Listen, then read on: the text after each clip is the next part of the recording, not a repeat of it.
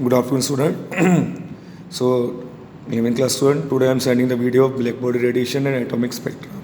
As you already know, black body radiation मैंने class में explain किया था. वो परफेक्ट बॉडी जो हर टाइप की रेडिएशन को एब्जॉर्ब करती है और हर टाइप की रेडिएशन को क्या करती है बेटा, एमिट करती है. तो black body is also known as ideal body. आपने पढ़ा था कि ब्लैक बॉडी रेडिएशन एक्सप्लेन कौन नहीं कर पाया था? Wave theory. वेव थ्योरी ने ये कहा था कि कोई भी चार्ज पार्टिकल अपनी बॉडी से इलेक्ट्रोमैग्नेटिक रेडिएशन एमिट करता है तो वो एमिट करता है कंटिन्यूस फॉर्म में. क्या करता है बेटा? कंटिन्यूस पैकेट्स के कंटिन्यूस फॉर्म में लाइट को एमिट करता है. लेकिन प्लैंक क्वांटम थ्योरी ने ये कहा था कोई भी रेडिएंट एनर्जी निकलती किसी बॉडी से या एब्जॉर्ब होती है वो स्मॉल स्मॉल पैकेट्स में होती है. That is radiant energy is emitted और absorb only in discrete means discontinuous in packets called photons. Means कोई भी बॉडी जब अपनी बॉडी से एमिट करती रेडिएशन या एब्जॉर्ब करती है तो वो एक बार में पूरी लाइट एब्जॉर्ब नहीं करती ना एक बार में पूरी लाइट एमिट करती है. वो स्मॉल स्मॉल पैकेट्स और बंडल में लाइट को एमिट करेगी या इसको एब्जॉर्ब करेगी. और मैक्सवेल ने ये कहा था कि कोई भी बॉडी रेडिएशन को एमिट करती है तो कंटिन्यूसली एमिट करती जाती है और ये कंटिन्यूसली एब्जॉर्ब करती है. तो इसलिए ये black body radiation wave theory का डिसएडवांटेज था जो वो मैक्सवेल एक्सप्लेन नहीं कर पाया. तो उसको एक्सप्लेन किसने किया था? प्लैंक्स ने.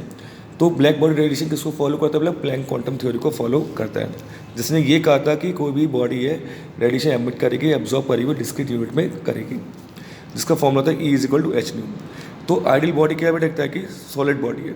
सॉलिड बॉडी जो हीट कर सकती है डिफरेंट टेम्परेचर पे. जैसे देखो एक सॉलिड बॉडी है जिसको हमने 1 केल्विन या 2 केल्विन या डिफरेंट टेम्परेचर पे हीट किया तो उसकी बॉडी में डिफरेंट टाइप की रेडिएशन एमिट हो रहे हैं और हर रेडिएशन के अलग अलग क्या है? वेवलेंथ है. इतना क्लियर हो गया? तो एग्जाम्पल है when solid are heated they emit radiation over a wide range of wavelength. जैसे एग्जाम्पल एक आयरन रॉड है उसको हमने फर्नेस में हीट किया. फर्नेस होता है ईंट का भट्टा. उसमें हीट किया तो पहले उसका कलर है डल रेड. फिर उसको हमने फर्दर और टेम्परेचर हीट किया बढ़ा के तो उसका कलर हो गया मोर रेड. फिर उसको फर्दर और हीट किया तो कलर हो गया वाइट. फिर फर्दर और हीट किया तो लास्ट में कलर क्या आ रहा है? ब्लू. इसका मतलब है जैसे टेम्परेचर बढ़ता जा रहा है उसकी वेवलेंथ क्या होती है? कम. और फ्रीक्वेंसी क्या होती है? बेटा बढ़ती जा रही है. तो we can say at the temperature increases energy increases because of the frequency increases. So the radiation emit from a lower frequency to a higher frequency as temperature increases. तो आपको पता है कि वेवग्यूअर में वायलेट की वेवलेंथ सबसे कम होती है तो उसकी फ्रीक्वेंसी सबसे ज़्यादा होगी और रेड की वेवलेंथ ज़्यादा होती है तो उसकी फ्रीक्वेंसी कम होगी. तो हमने देखा कि एक आइडियल बॉडी है जो हीट की डिफरेंट टेम्परेचर पे और जैसे जैसे टेम्परेचर बढ़ता जा रहा है उसका एनर्जी भी क्या हो रही? बढ़ती जा रही है क्योंकि उसकी फ्रीक्वेंसी जो है बढ़ रही है. क्यों? कलर रेड से ब्लू होता जा रहा है. So a black body is an idealised body that absorb and emit all type of electromagnetic radiation irrespective of the frequency. जैसे एग्जाम्पल है energy is directly proportional to intensity of radiation. Intensity of radiation क्या बेटा? इसमें temperature है. तो हमने intensity और wavelength में ग्राफ ड्रॉ किया.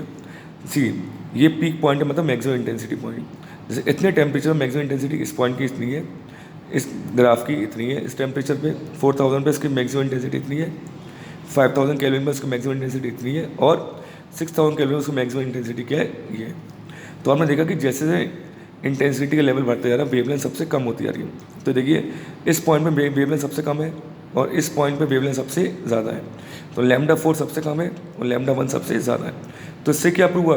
तो लैम्डा ज़्यादा कब हो रहा है बेटा? जब टेम्परेचर क्या है? कम. और लैम्डा कम कब हो रहा है? जब टेम्परेचर सबसे ज़्यादा है. तो क्या रिलेशन क्या आएगा कि मैक्सिमम वेवलेंथ कब होगी? जब टेम्परेचर सबसे मिनिमम होगा. Is it clear? तो ये ग्राफ क्या एक्सप्लेन करता है कि जैसे टेम्परेचर बढ़ेगा वेवलेंथ घटेगी और फ्रीक्वेंसी बढ़ेगी और कलर चेंज होता जाएगा वायलेट वो रेड से ब्लू की तरफ. इसको हम क्या बोलते हैं बेटा? Ideal black body. Is it clear? Next video जो मैं भेजूंगा वो है आपको एटॉमिक स्पेक्ट्रम की. Thank you student.